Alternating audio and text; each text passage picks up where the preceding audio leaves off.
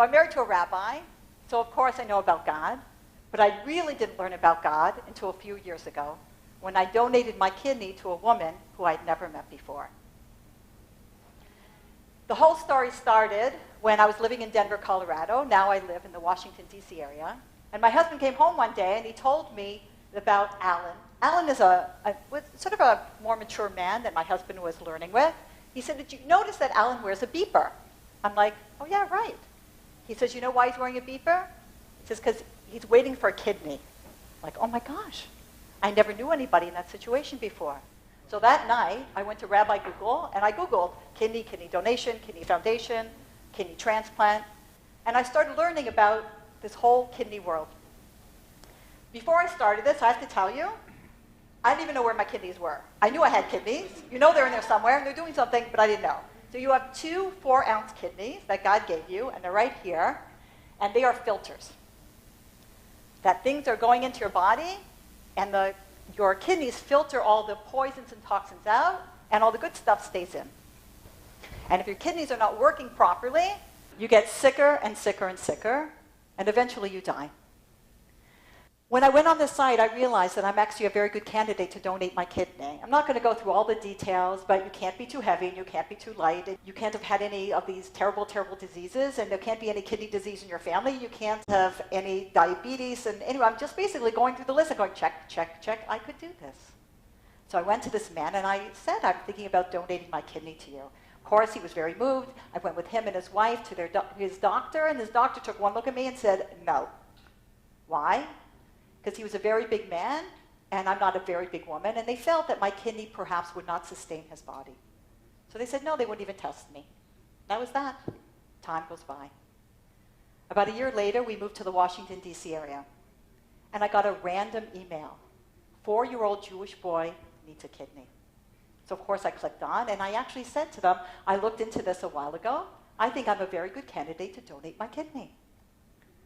A few days later, I got back, an email saying, the boy is too sick to have the surgery, but would you be willing to be tested for someone else? And that was my first moral dilemma. Man we know and love, take my kidney. 4-year-old Jewish boy, take my kidney. For someone I didn't know? And then I thought, somebody knows them, just because I don't know them. This is somebody's wife, somebody's mother, somebody's daughter, somebody's sister. So I wrote back and I said, yes, I'd be willing to be tested. And I didn't tell my husband. Okay, I told him later. But at the time, like, why bring something up when you don't know if it's going to go anywhere? Anyway, the story goes on. And eventually, of course, I told my husband. And I was tested for 3 women. I ended up matching one. And through the testing, I had to go to New York, because it was in the Bronx at Montefiore Hospital. It was a whole journey. This went on for months and months and months. And I told very few people. But when I floated it out, this idea of donating my kidney, almost universally, I got negative response. People were, what are you doing? You don't think you do enough for the Jewish? Why would you do such a thing? And a lot of times they had misconceptions. Some of their objections were as follows. One woman said to me, oh, well, I can understand giving it to my child, my spouse, my parents, but to somebody you don't even know? And I said to them, I'd rather give it to somebody I don't know. Why? Imagine, God forbid, my friend Ruth in my neighborhood, she needed a kidney. We're friends, we carpool together, our kids are friends, we're very close.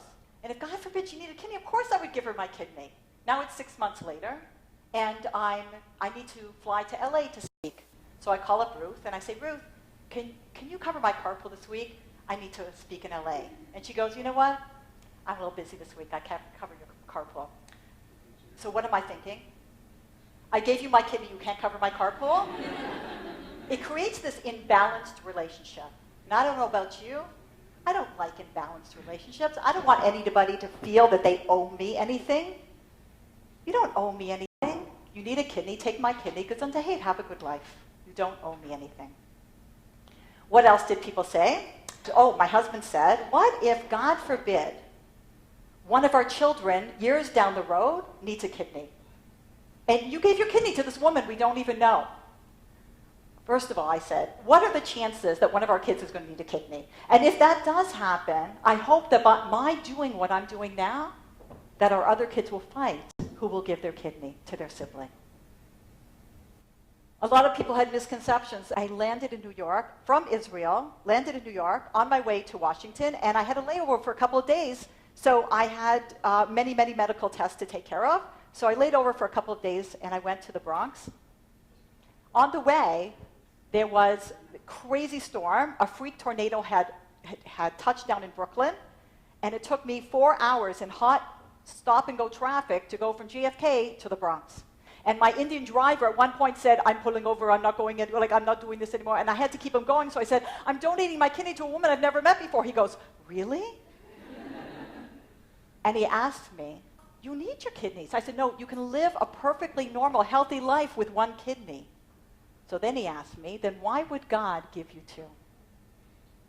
And I said the answer that Dr. Greenstein, who is a religious Jew, who is the head of the transplant clinic at Montefiore Hospital, his answer to me when I asked him the same question, why would God give you two? He said, one to keep and one to give away. Time goes on, and the whole crazy story happened. It took many months. I met the woman a couple of days before the surgery. The surgery took place, and I have to tell you, this was the greatest experience of my life. And people often criticize me for that when they say, what are you talking about? How could this be the greatest experience of your life? What about having your children? Now, I have to tell you, of course, it was great having my kids, but the initial desire to have a child is actually a selfish desire. I want a baby. See my baby? This was the most unbelievable, purest opportunity that the Almighty ever gave me to give, just to give. When I ask audiences all over the world, what's the greatest contribution the Jewish people gave to the world, what do they answer? Well, actually, in South Africa, somebody yelled out, Seinfeld. Okay, so, but what is the greatest contribution the Jewish people gave to the world? Monotheism. The concept of one God.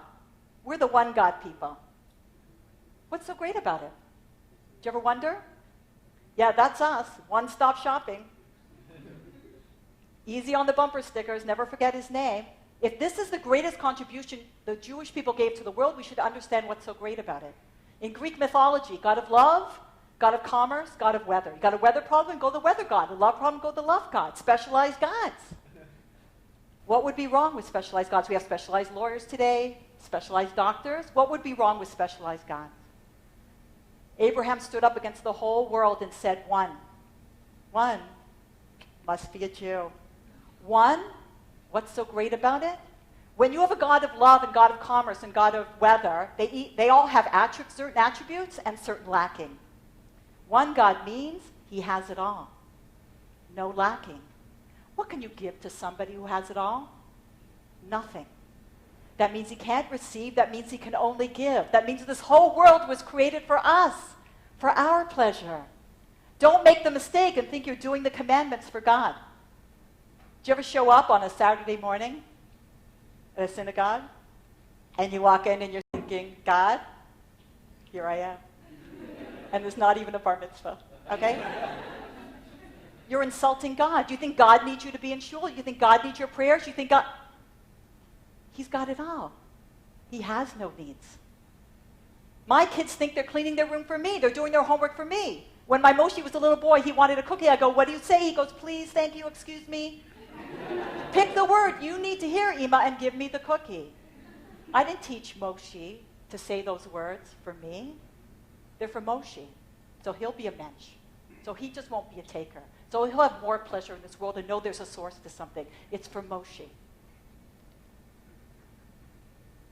When I gave my kidney to this woman, it was the greatest experience of my life because then I felt close to God because it was being like God.